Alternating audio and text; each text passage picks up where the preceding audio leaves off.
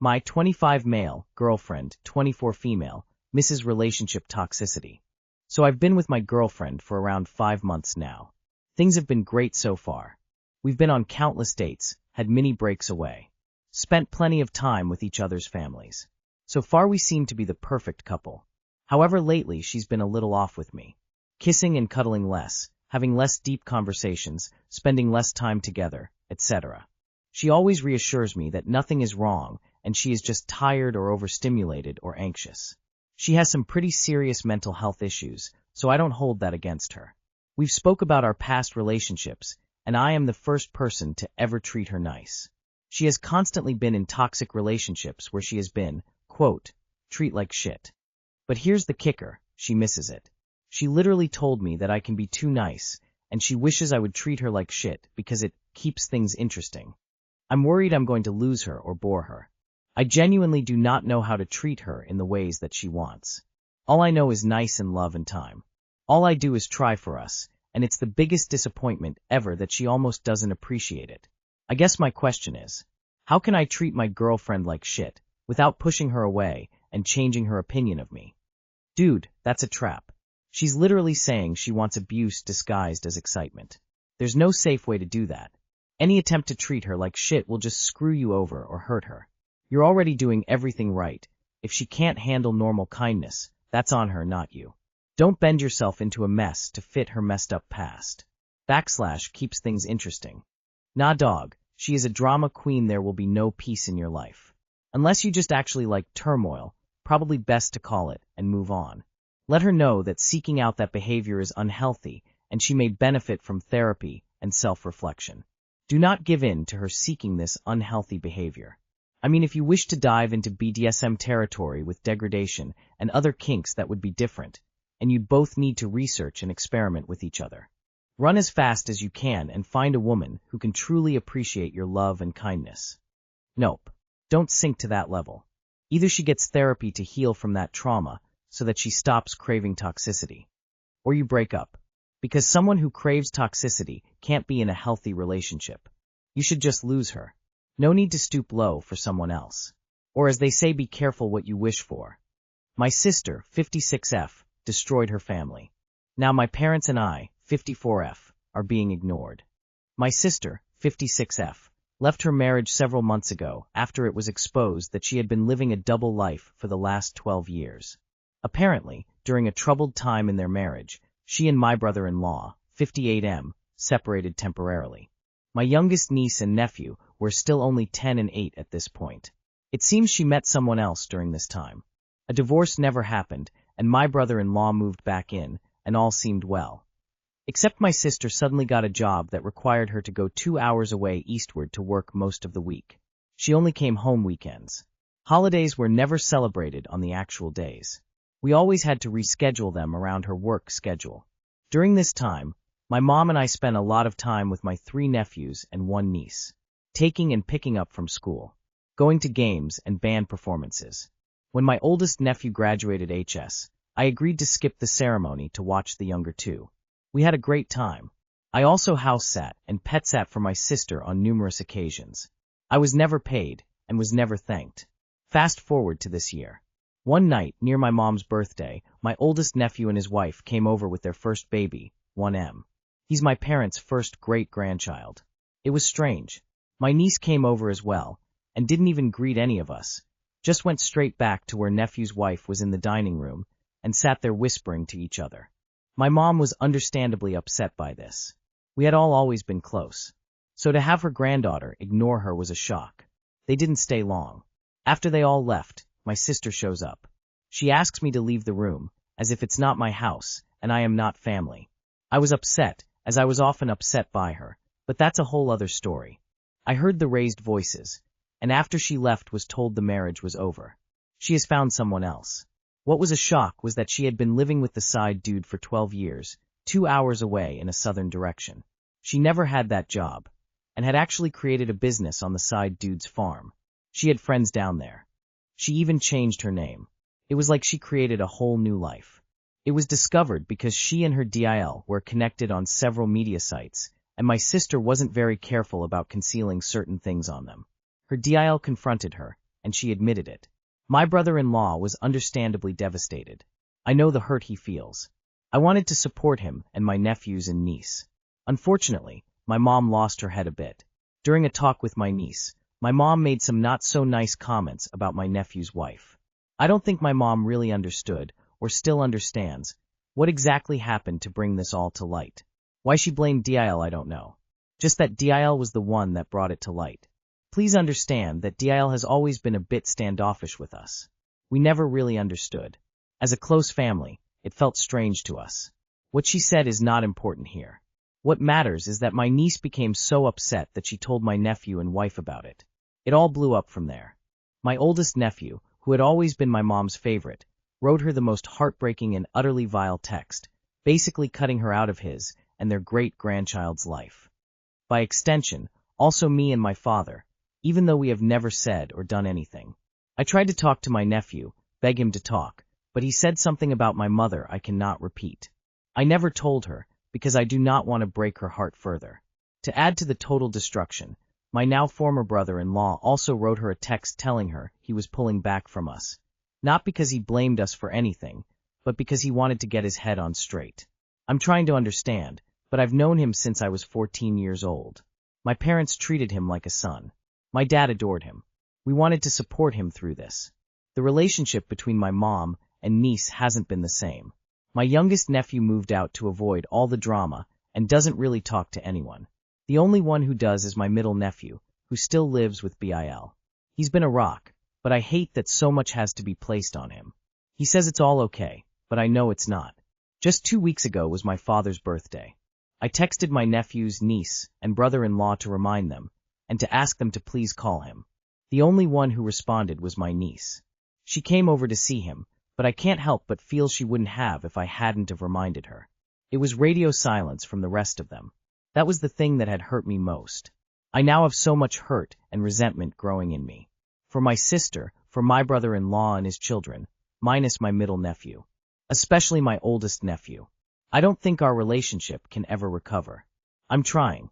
I have texted my brother-in-law a few times to try to get him to talk. I need for him to understand how I feel, because it seems I have been written off as unimportant. I do not talk to my sister. Our relationship was never good. My mom does, but that is her daughter. She's not going to abandon her. That is not to say she's on her side. She understands what my sister has done, the lying and deception. My mom says when she does talk to my sister that she doesn't know what to believe about anything she says. My mom is very sick and disabled. Both my parents are elderly and practically immobile. I am their main caretaker. I do most of everything for them. I don't know. Maybe it's because my mom maintains contact with my sister. But a parent should never cut off their child. I, on the other hand, do not have any contact, yet I still seem to be on the outside. What have I done? I don't understand. I never wanted this. I wouldn't care, wouldn't be this upset, if I didn't love them all so damned much. It hurts. I don't think they knew that. That we have been as hurt by what my sister has done as they were. Perhaps not in the same way, but it seems they feel it is okay to hurt us, because she hurt them. Does any of this make any sense? Wait. Let me see if I have this straight. Wife, your sister, is a horrible human and cheater. Wife's daughter-in-law, son's spouse, finds out and spills the beans. Your mom blames daughter-in-law for a reason? Everyone then cuts off your mom because she shot the messenger and continued to talk to the cheater. Is that the gist of it? If this is right, I can see where the rest of the family is coming from. Dil did the right thing, even though it must have been really hard, and your mom kinda crapped on her for it, and continues to have a relationship with the person who destroyed everyone's life. What exactly did your mom say? I think we need to know that. Has your mom apologized? Okay, something needs to be straightened up here. You aren't being ignored or cut off because of your sister's actions. You are being cut off because your mom treated your nephew's wife badly, and you seem to have taken her side, or at least see your mom being upset, as a reason for nephew and his wife to ignore what your mom said. I understand everyone is very hurt and confused. That doesn't excuse that your nephew's wife was attacked about it. Your mom's misplaced anger is the issue here. Why would you have any resentment toward your Bill and his kids when your sister fucked up their life by being a cheating, selfish mooch? Are you serious? Your family seems toxic as fuck. Your mother is the problem. You don't see it as that way and support her. They don't like it and hence choose to cut you off too. I think it's not difficult to understand. After what your sister did, your mother cannot claim to consider brother-in-law like her son and not cut off her daughter. There is place only for one relation to exist, brother-in-law or daughter. She chose daughter. Paragraphs are your friend. You have to understand one thing. Your brother-in-law is no longer associated with you or your family in any way anymore. He doesn't need to keep contact if he doesn't want to. Now your niece and nephews are another thing. They get to choose if they still want to go visit, call, everything because you guys are family by association of your sister. Right now they are picking to be with their dad. They are not hurting you on purpose as a way to punish her. They are simply standing on the side of their father. It's also nothing personal against you. You are only their uncle, not their father. Boyfriend 29 male, won't let me, 29 female leave him. I need advice on the best way to leave my boyfriend. Backstory, we have been together for 2 years, and he was wonderful and uplifting in the beginning, and over the course of time he constantly puts me down, hides me, has taken my phone and keys away from me, blocks exits so I can't leave, the list goes on and on. I found a couple months ago through property records that his name is on a house with his past girlfriend that was purchased in May, and he swore up and down that it was an error, and he doesn't have contact with his past girlfriend, and didn't have a house with her, which I'm afraid that manipulation worked on me, and I don't feel like that's possible. Anyways, I have gotten to a point where I can't take the emotional and mental abuse anymore, and have tried to leave him. He threatens to expose my friends and ruin their lives, threatens to get my kids taken away from me. He shows up at my work, my home, my kid's father's house if I don't respond to him.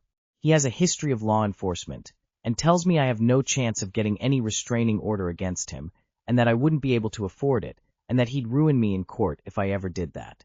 He's loved-bombed me so many times saying he will do anything for us, and puts on act for a few days until something sets him off, and I fall for it every time that I'm so drained and exhausted, and he has made me feel like this is the only type of relationship I'll ever get. Thanks for reading. Girl, you need to go to a domestic violence shelter or friend's house, and block this dude, and never talk to him again, period. Disappear before it gets worse. He's lying to make you think you can't get a restraining order. You absolutely can. Don't listen to him, and start there. Call the police anyway. Restraining orders don't cost money. If they won't help, go to your local media and news station. Get to a domestic abuse shelter as soon as you can, and then get a restraining order. Realize that a lot of those threats are empty and hollow, simply just meant to keep you so scared to make your exit that you won't do it because you have so much to lose. But he would have to prove so much and he can't, and even if he did there are so many hoops to jump through and bureaucracy takes time. Contact a DV hotline and GTFO please for the safety of your children, if not for yourself. Can you take your kids and go to your parents or a shelter? I, 32F, think my boyfriend, 34M, might be a misogynist. Am I reading too much into this? My boyfriend sometimes says questionable things that point to some misogynistic tendencies. A lot of the time they come across as jokes, so I give him a pass. Like lame jokes about women being in the kitchen, etc. He's never called me out of my name, but there have been a few occasions he's called other women bitches, co-workers, women in traffic, etc. It doesn't happen often, but it has occurred. Anyways, yesterday he got invited out to dinner with some co-workers. He didn't tell me about it until after him and I were at dinner, just us two. He told me he wasn't really up for hanging with them and wanted to do something just us. Cute, right? Well, later on, I saw a text he sent to his co-worker that said, "Hey man, gonna have to pass tonight. She slept all day, and now I have to go home and help her play Susie Homemaker for tomorrow." I was so taken back. First of all, I didn't sleep all day yesterday. I worked all day. Also, we had no plans to cook or do anything. So he not only completely lied to his co-worker, but he threw me under the bus in the process. Why is the best excuse he can think of something that portrays me in a negative light? My feelings are actually really hurt by it. It's one thing to use me as an excuse. Say I'm not feeling well or something. But to portray me as lazy or needy. I'm just really thrown off by it. Let me also point out that I'm the breadwinner and do way more chores, productive things around the house, etc. Maybe he's insecure and his first thought is to throw me under the bus. Not cool at all. What makes you think he's joking? Can he open a pickle jar? Now I have to go home and help her play Susie Homemaker for tomorrow. What? So he helps you around the house? Like it's your responsibility, and he's gracious enough to lend a hand when you've been lazy? Come on. He threw you under the bus for no reason. If he needed an excuse so bad to get out of going to the drinks, he could have come up with something not so insulting to you. Jokes are never just jokes in those cases. Not necessarily misogynistic, but an insecure jerk for sure. That is a hard one to get past. I don't know what to say except that I see what you see, and I think he has a lot of growing to do. Not sure I'd be able to wait around for that if I'm the one on the other end of how the growth has to happen. Girl, leave him. What on earth? You already know the answer in your heart of hearts. Leave him.